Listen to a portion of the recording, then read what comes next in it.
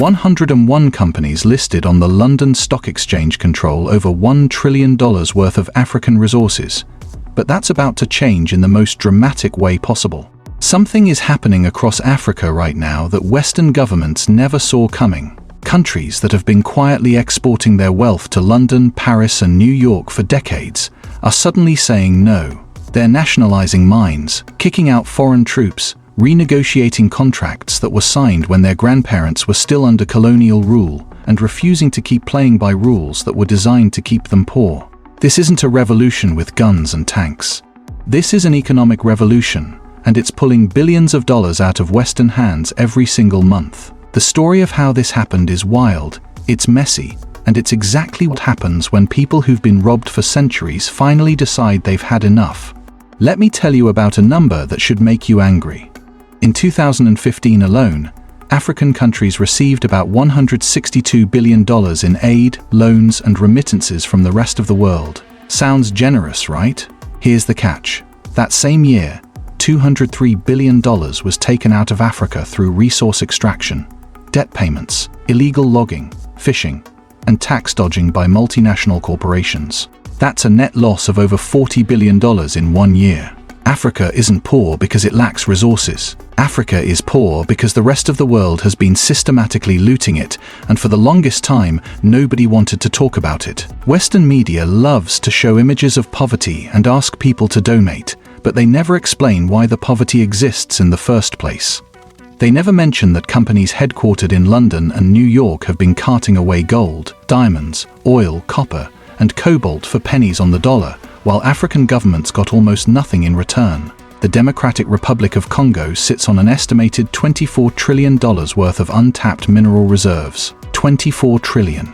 That's more than the entire GDP of the United States. South Africa has about $2.5 trillion in mineral wealth underground.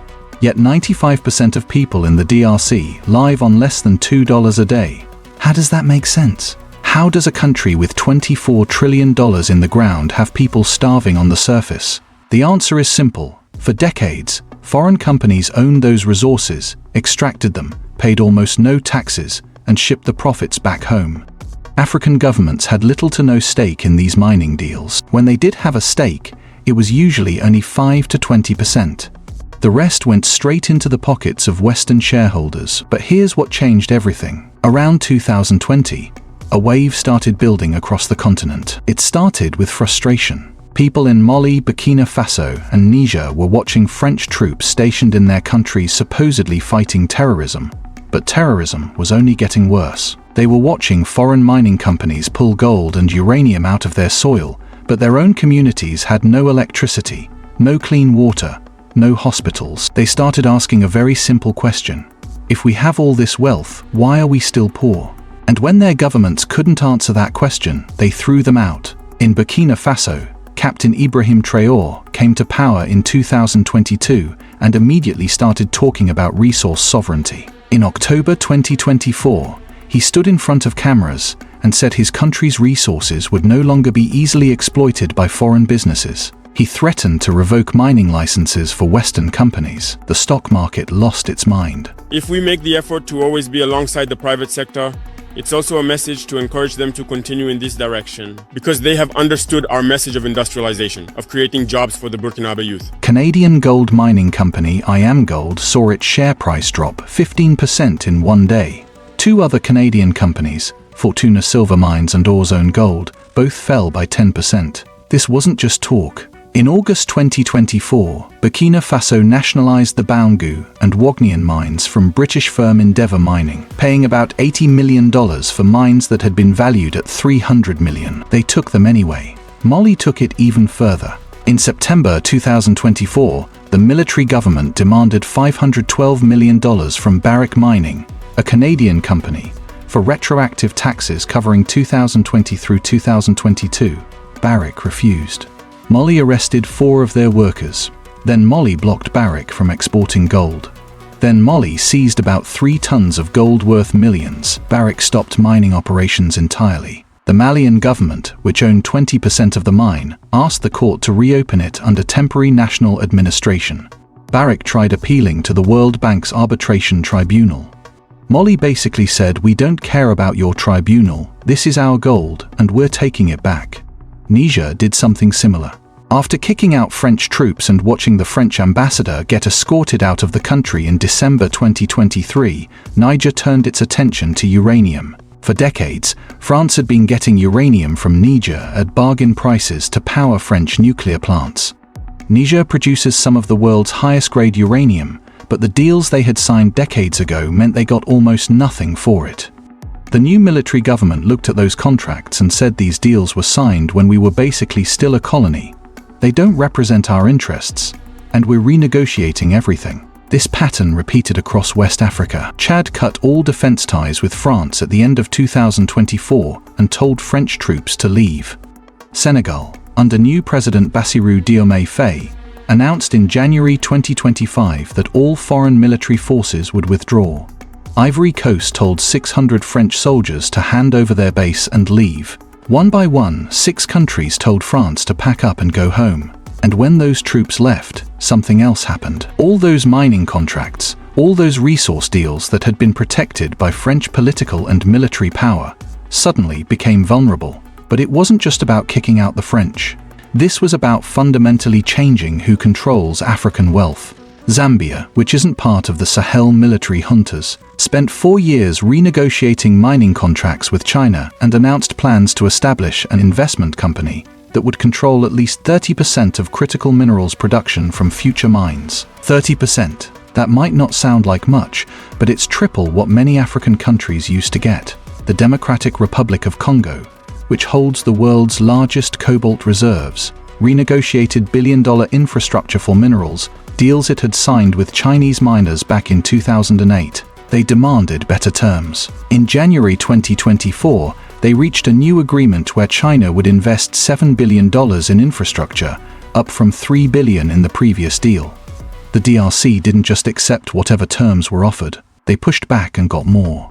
Botswana pulled off something even more impressive. In February 2025, Botswana and De Beers, the South African-British mining giant that has dominated the diamond industry for over a century, signed a new agreement after 6 years of negotiations. Politicians in Botswana had made concluding this deal a campaign promise because people were angry. De Beers was pulling diamonds out of Botswana, some of the richest diamond fields on Earth, and most of the profit was going to shareholders in London and South Africa. Under the new deal, Botswana increased its share of diamonds for domestic processing from 25% to potentially 50% by the time the agreement expires. 50%. That means half the diamonds mined in Botswana will now be cut and polished in Botswana, creating jobs for Botswana workers, generating profits for Botswana companies, and building an actual diamond industry inside the country instead of just shipping raw stones overseas. Ghana went even harder. In 2024, Ghana created a government agency called Gold Bod with sweeping powers over the gold trade.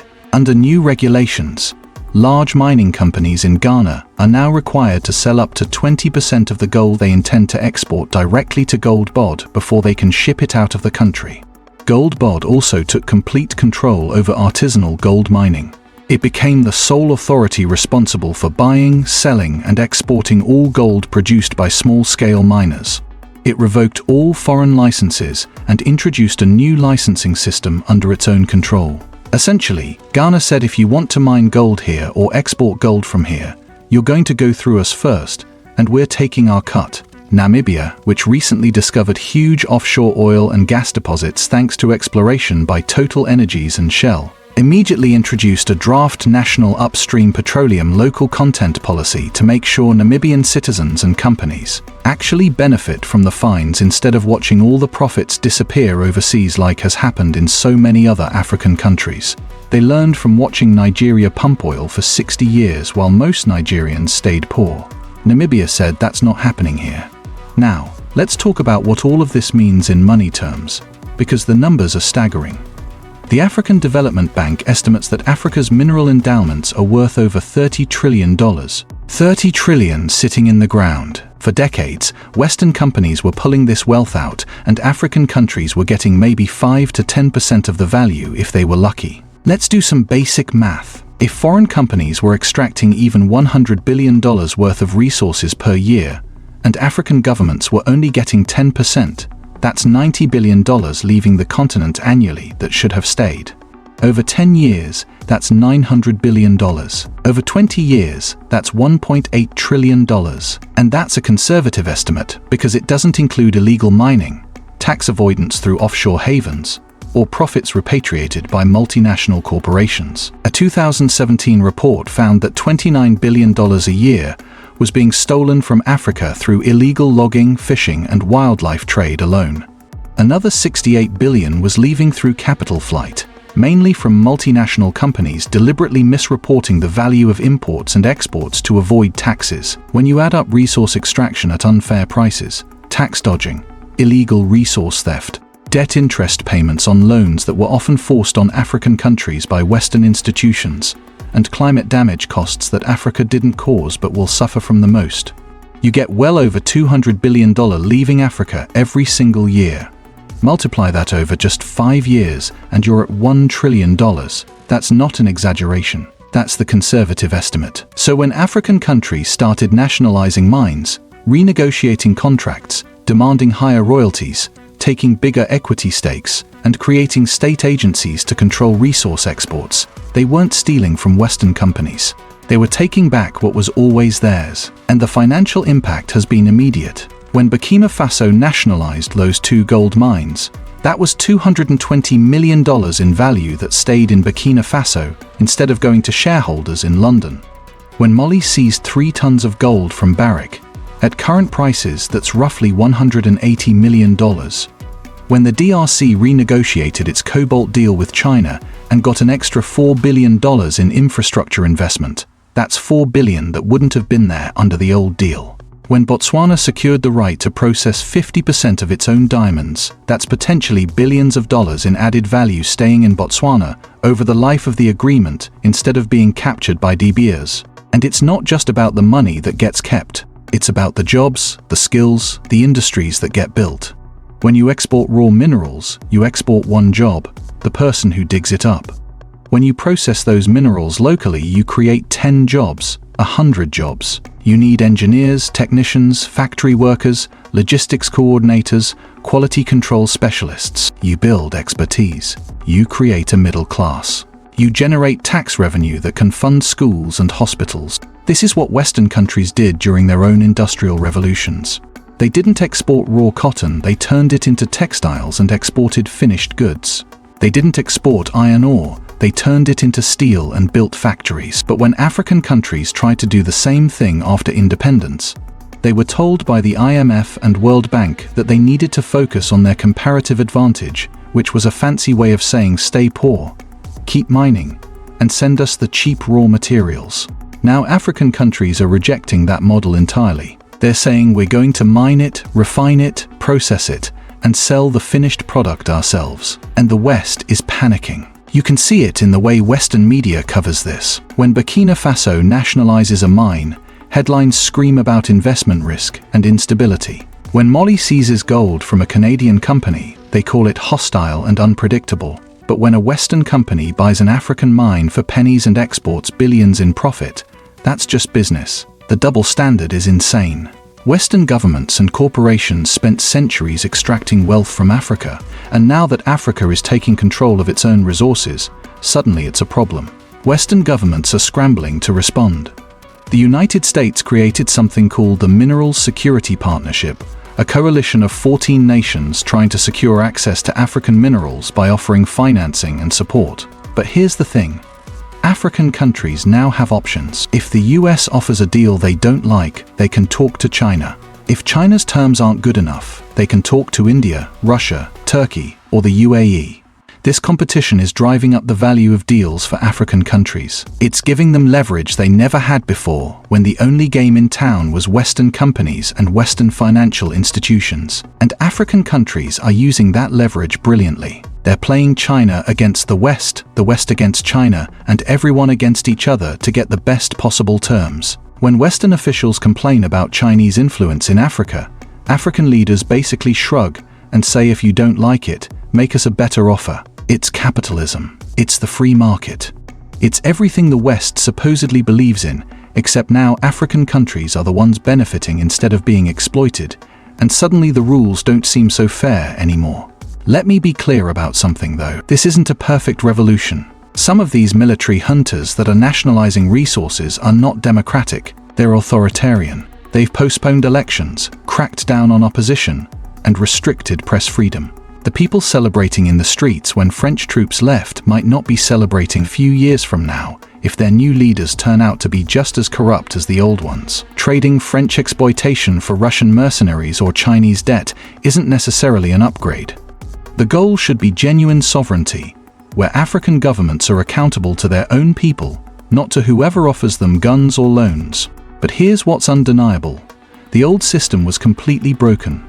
For over 60 years, African countries played by the rules they were told to follow.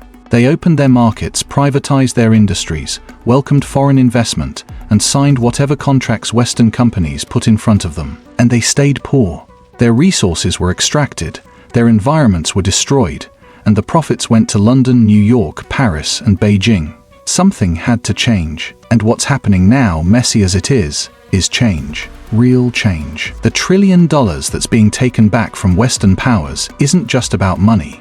It's about dignity. It's about African countries finally saying, we are not your piggy bank anymore, we are not your resource colony, and we are going to control our own wealth. It's about young people in Bamako and Ouagadougou and Niamey looking at their leaders and demanding that the resources under their feet actually benefit them for once. It's about a generation that's tired of being told they're poor while sitting on trillions of dollars in mineral wealth. Will this work out perfectly? Probably not.